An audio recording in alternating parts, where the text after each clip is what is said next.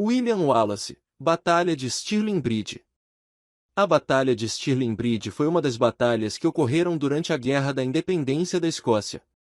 Em 11 de setembro de 1297, um exército liderado por Andrew Mora e William Wallace derrotou John de Vallen perto de Stirling-on-Forth. Um dos líderes da resistência escocesa ao domínio britânico, William Wallace era conhecido por sua liderança e táticas de guerrilha. A Batalha de Stirling Bridge segue uma série de escaramuças entre os exércitos escocês e inglês. A batalha é considerada uma das maiores vitórias da Escócia durante a Primeira Guerra de Independência da Escócia. O exército de Wallace era composto principalmente de infantaria e algumas unidades de cavalaria, e era superado em número pelo exército britânico com um grande número de cavalaria pesada. No entanto, Wallace conseguiu tirar proveito da geografia do campo de batalha. Ele posicionou suas tropas perto de Stirling Bridge, um local estreito que limitava as capacidades da cavalaria montada do exército britânico. A facilidade de John de Vallen em derrotar os escoceses na Batalha de Dunbar em 27 de abril de 1296 que levou o rei Edward Longshanks, o martelo dos escoceses, a ocupar as terras baixas da Escócia e a transformar Balliol em um fantoche para a coroa inglesa, o levou a acreditar que o inimigo era demasiadamente inferior. Ocorre que, a pequena ponte em Stirling era tão apertada que apenas 2 combatentes podiam passar por vez. Assim, os escoceses se estabeleceram no lado macio e plano da terra ao norte do rio.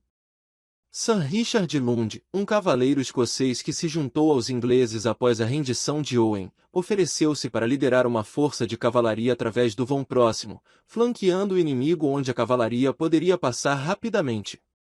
Cressington, o tesoureiro do rei Eduardo I na Escócia, não desejava as possíveis despesas adicionais de uma campanha prolongada e persuadiu o conde a rejeitar a proposta e ordenar um ataque direto à ponte.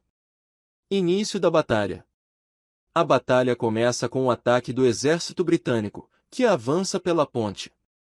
No entanto, os espaços apertados eram difíceis para a cavalaria inglesa penetrar, enquanto o exército escocês atacava com lanças, espadas e armas improvisadas. Isso permitiu que os escoceses infligissem pesadas baixas às tropas inglesas. Na manhã de 11 de setembro, os escoceses esperaram que a cavalaria e a infantaria britânicas cruzassem lentamente a ponte. O caótico exército britânico foi sendo dizimado e as linhas de Wallace e Murray se mantinham.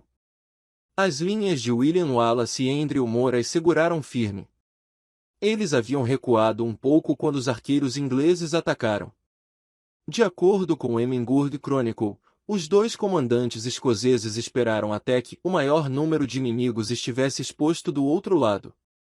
O ataque foi ordenado quando a vanguarda de 5.400 soldados ingleses e galeses e várias centenas de cavalaria cruzaram a ponte. Os lanceiros escoceses romperam o terreno elevado, avançaram na ponte Stirling e logo assumiram o controle do lado inglês da ponte. A vanguarda de Vallen estava agora isolada do resto do exército. A cavalaria pesada ao norte do rio foi imobilizada e exterminada, e seus companheiros correram para resgatar Rio de Cressington, cujo corpo foi posteriormente esfolado. A infantaria, muitos deles galeses, sofreram pesadas baixas. Poucos soldados conseguiram tirar suas armaduras pesadas e escapar pelo rio. De Vallen, com seus enormes arqueiros, permaneceu ao sul do rio, ainda em uma posição favorável.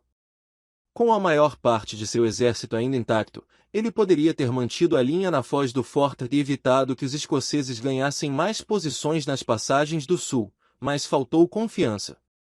Depois que Theon escapou, ele ordenou que a ponte fosse destruída e recuou para Berwick, isolando a guarnição no castelo de Stirling e entregando as terras baixas aos rebeldes escoceses.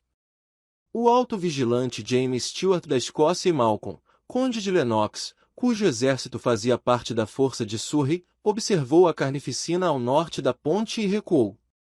James Stewart e outros senhores escoceses então atacaram as linhas de abastecimento inglesas em uma área pantanosa e arborizada de Depols, matando vários soldados inimigos em retirada.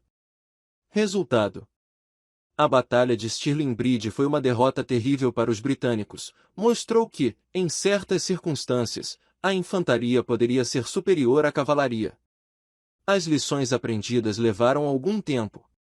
O cronista britânico contemporâneo Walter de Gisborrough coloca as baixas britânicas na batalha em 100 cavalarias e pelo menos 5.000 infantarias. A derrota da Escócia é desconhecida, além de Andrew Murray. Ele foi aparentemente ferido na luta e morreu devido aos ferimentos em novembro.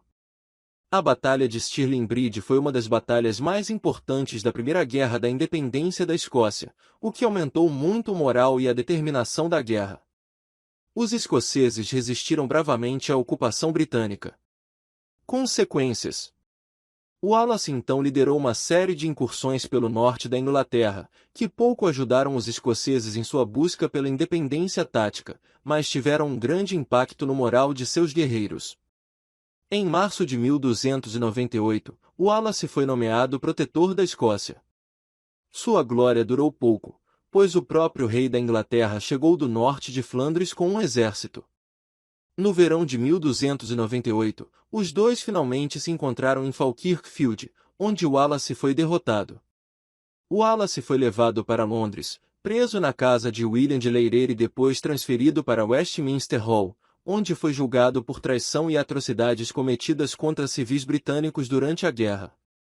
Ele foi laureado com uma guirlanda de carvalho, significando que ele era o rei dos fora da lei. Respondendo à acusação de traição, ele disse: "Não sou o traidor de Eduardo, pois nunca fui seu súdito."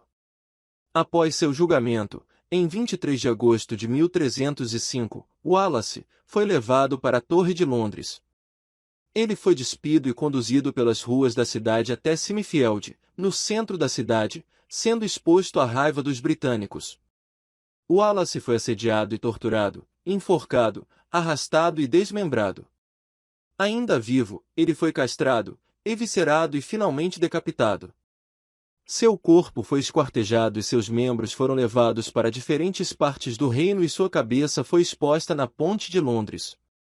Os chefes de outros rebeldes escoceses, como John Fraser e Simon Fraser, foram colocados ao seu lado.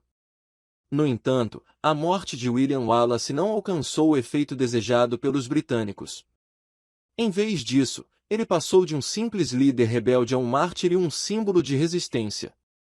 No entanto, foram necessários mais 20 anos para a Escócia recuperar a sua independência, com Roberto de Bruce coroado rei.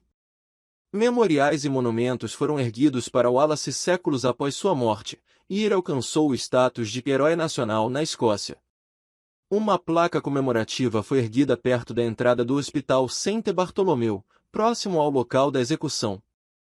Em 1869, o Wallace Memorial foi erguido perto do local da Batalha de Stirling Bridge. A espada de Wallace, que supostamente pertenceu a ele, embora partes da arma remontem a 160 anos após sua morte, esteve em exibição no castelo de Dumbarton ao longo dos anos e agora está em exibição em seu memorial em Stirling. E aí? Aprovou esse vídeo? Então não se esqueça de deixar o seu like, compartilhar e se inscrever em nosso canal para mais conteúdos exclusivos. Muito obrigado e até o próximo vídeo. Tchau!